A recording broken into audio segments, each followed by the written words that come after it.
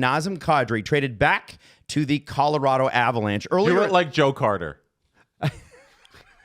Back to Colorado, where I won the Stanley Cup to bring the championship back to Denver. back to Denver. No, I don't want to talk about the Nazem Kadri trade. Well, you don't have a choice. No, I want to talk about the Max Curran trade. Okay. No, don't do this. Why Can not? we just do this? Can we? You do the bit, yes, Sam. No, let's not talk about the Max Curran, although he is a noted Alan Walsh client. It made sense. It made no sense when Calgary traded for Ryan Strome earlier in the day. Now it makes some sense. And the funny thing is, this trade apparently was on the table, then pulled from the table, is now complete. And the bugaboo before was the salary retention. And guess what? We have salary retention in the deal. So the deal breaks out like this. The Flames are going to retain 20% on Nazem Kadri's deal. I believe that's for 3 more years. That's $1.4 million to Colorado. Nazem Kadri and a 4th-round pick to Calgary, a 1st-round pick in 2028. There's a 2nd-rounder, Victor Olofsson, which was interesting to see his name in there. He's a very good player. Max Curran, as you mentioned, Steve. It's a very Maximilian Curran, right? The amount of money he's going to make Alan. Hey, Maximum million. Yes. Max millions. Millions. Oh. He won the lottery. Now, there is a lot to unpack here. Colorado's cap hit with Nazem Kadri in the fold will be $5.6 million. When they won the cup with Kadri, he was their 2nd-line center. Pretty fair to say now he'll be their 3rd-line center.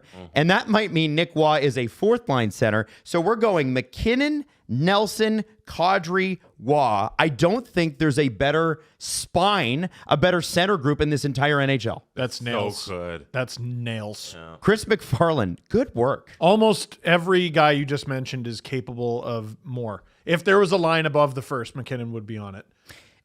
Nelson could do first. Kadri could do second. Waugh could potentially do third. Let's just talk about the emotions of this because yesterday the Leafs made a trade with the Avalanche. Don't worry, we'll get to the Leafs later, where they got a 1st-round pick, a conditional in 2027.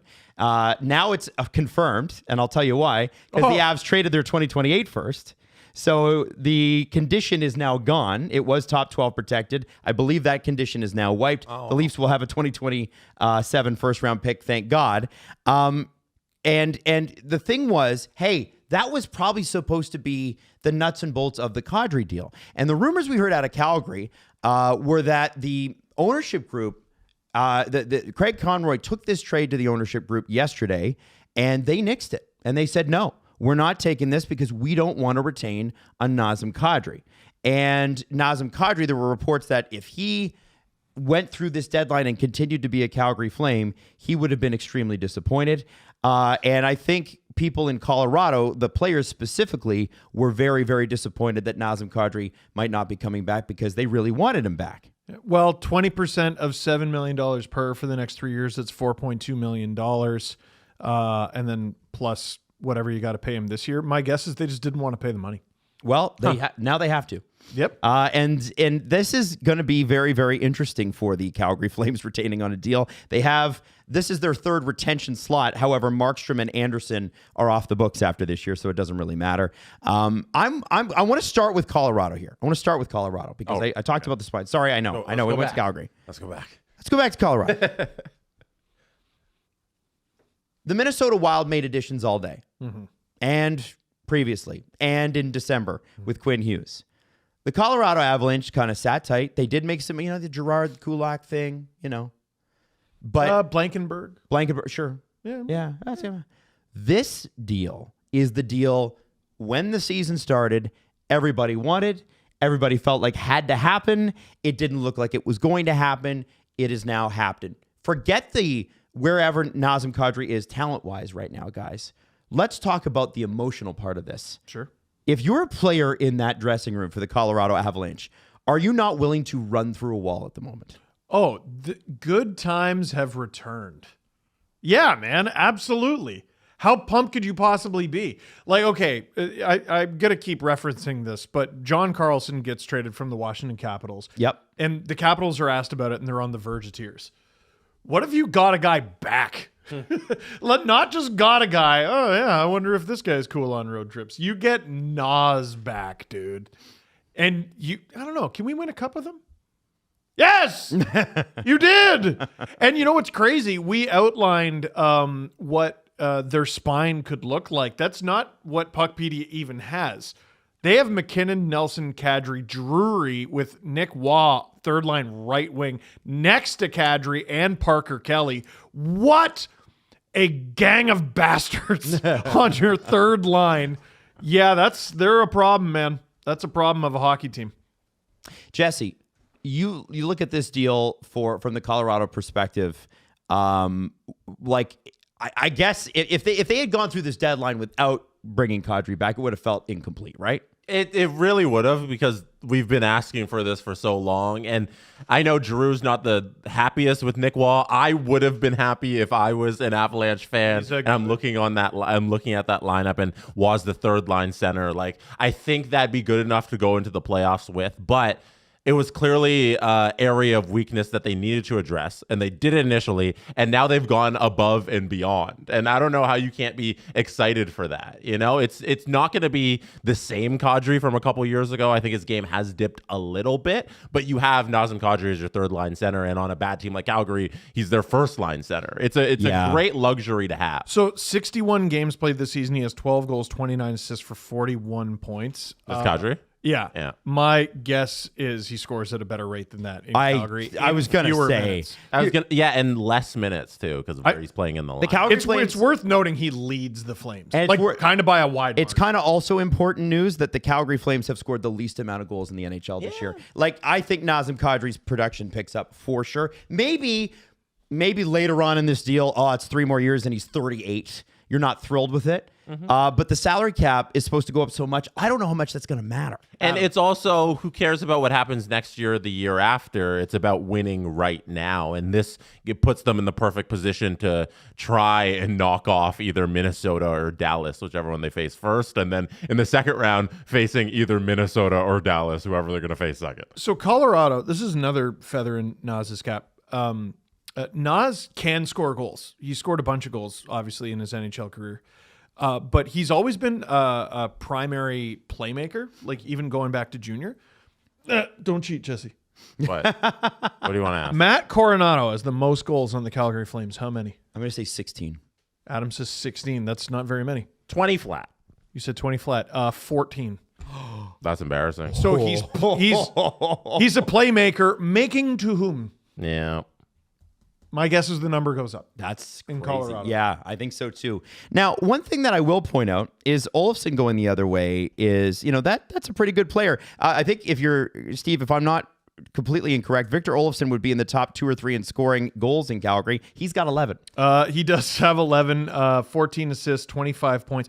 I don't understand this for Calgary at all. Like, some of the names that were floated out there, like, what if Nichushkin's in this deal? Well, he's got term. What if Colton's in this deal? Well, he's got term. Olofsson makes $1.575 million against the cap. He's a UFA. Like, unless that makes sense to me. Well, unless what? Why? Because then he's gone. Then he's gone. I'm trying to be bad, and he's 30. Why would I want to keep him around? I think you got to remember too. That's pure cap dump. Yeah, I think that's cap dump. I think the real loser of this trade is him. Like, dude, yes. Yes. Yeah. If you want to play it that way, 100%. This makes sense for Calgary. You always see the team who's sending away the good player just take back a salary that's not going to be there in 2 months. Oh, I don't feel like this is out of the norm at all. Yeah, it's just I don't know if he's bad enough for all that. Usually it's like a bad player who gets that treatment. Well, he wasn't useful to the Avs anymore. Yeah, I guess not. It's especially when you've got the opportunity to move Nick Waugh to the wing. He was playing third line right wing. If you move Waugh over or you use Drury or whatever it is you want to do, what a luxury. You've got the opportunity. You can replace that, right? Crazy. That's the thing. Hey, man. If you want to, maybe you put Nas on the wing. Hey, why not? Why not? So you could.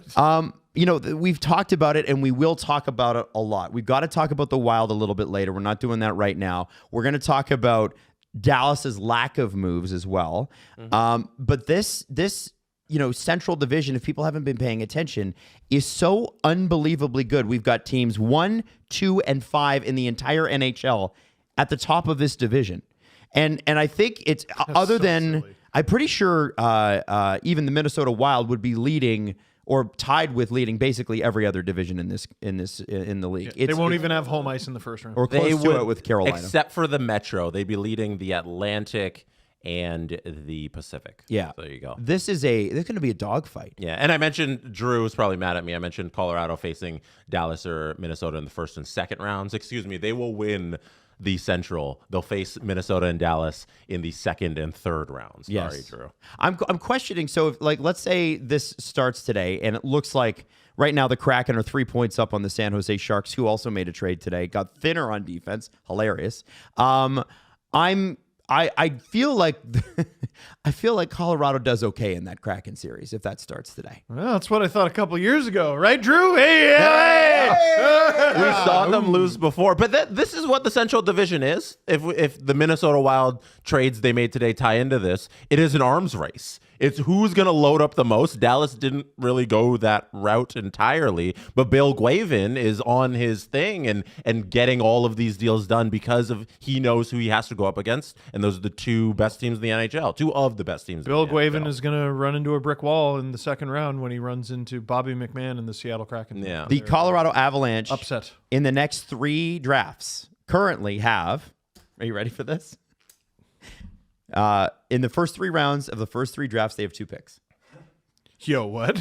Oh my God. I don't know if I've ever seen a draft pick sheet this depleted, but it's the first 3. They have got 1 second rounder in 2027 and 1 third rounder in 2028. Hey, 2 fourths, 2 fifths, and 4 sevenths this year. How Don't sleep dare on you? that. They're Don't going to sleep- make. Yeah. Drew's doing the cash money. Exactly. Like, who cares? You're trying Yeah. to win a Stanley Cup. Yeah, no, 100%. On the Calgary Flames side of this, they've had, and I'm going to include Rasmus Anderson in this, they've had a very interesting trade deadline.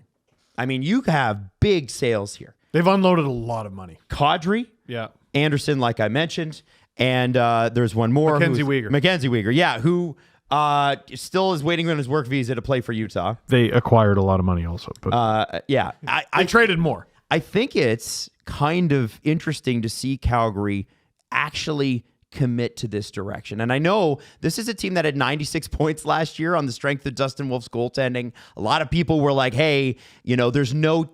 at the beginning of the season, even their president was saying, well, no, we want more Nazem Kadris, not less. Mm-hmm. To see them finally commit to this direction, and this is an organization that has never once in its history picked first overall. Never crazy. Once. It's crazy. It's kind of refreshing, and it's nice to see. And it's, I feel for Calgary Flames fans, it took forever to get there. They had to drag that cow by the nose. But they got there, and they finally committed to this direction,